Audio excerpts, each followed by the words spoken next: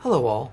This past week was Patch Tuesday for Microsoft and a number of other vendors when, as usual, dozens and dozens of vulnerabilities and defects were announced. The clock is now ticking for threat actors to exploit them before defenders patch them. The race is on. The Salesloft drift hack continues to be in the news with more companies reporting breaches, and an interesting report saying that Drift was hacked via a third-party supplier of theirs, making the subsequent Salesforce breaches a fourth-party breach.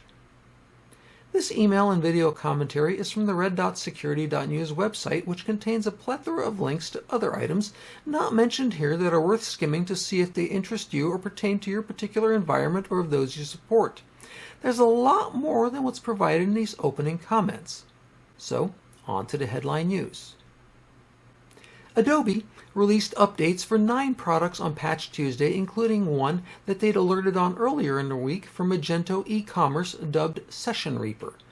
Researchers are urging immediate patching to prevent abuse via automation at scale. Cisco has plugged several defects in iOS XR, one of which could enable attackers to insert their own files into the ISO image. That could then be loaded into the devices. Cisco is not aware of any active exploitation, so patch soon. Fortinet has a maximum severity vulnerability in FortiDDoS, a product that is designed to fight off distributed denial-of-service attacks. This defect could allow an authenticated user to execute unauthorized commands and take over the system. Organizations are urged to update immediately. Ivanti, Connect Secure, Policy Secure, ZTA gateways, and Neurons for secure access are currently not so secure. 9 separate security defects have updates available. I still shudder when the name Ivanti shows up in the news, recalling their 2021 Pulse Secure breach that was devastating for so many clients worldwide. Patch soon. SAP fixed the maximum severity defect in NetWeaver. The Register news site described it as winning Patch Tuesday for the worst flaw. Multiple other SAP products received fixes, so check for updates immediately and patch quickly, especially since the worst one appears to be trivial to exploit. Salesloft Drift was apparently compromised via a March to June 2025 breach of their GitHub account by threat actor UNC6395. Hundreds of companies worldwide had their Salesforce accounts breached because of this fourth-party breach. It seems that you need to go pretty far down the rabbit hole to see the bottom in this evolving case.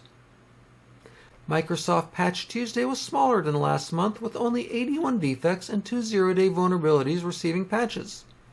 Obviously, all of the fixes offered by Big Redmond are important. However, 3 of the items should be prioritized: the Windows SMB privilege escalation bug, a SQL Server defect in Newtonsoft.json, and Microsoft Office needs updating due to a remote code execution defect. Zoom completes our A to Z parade of fixes with multiple vulnerabilities such as a cross-site scripting, buffer overflow, and permission elevation vulnerability. If you use Zoom, check for updates. Ransomware, malware, and vulnerability news was dominated by the Salesloft Drift breach for a second week.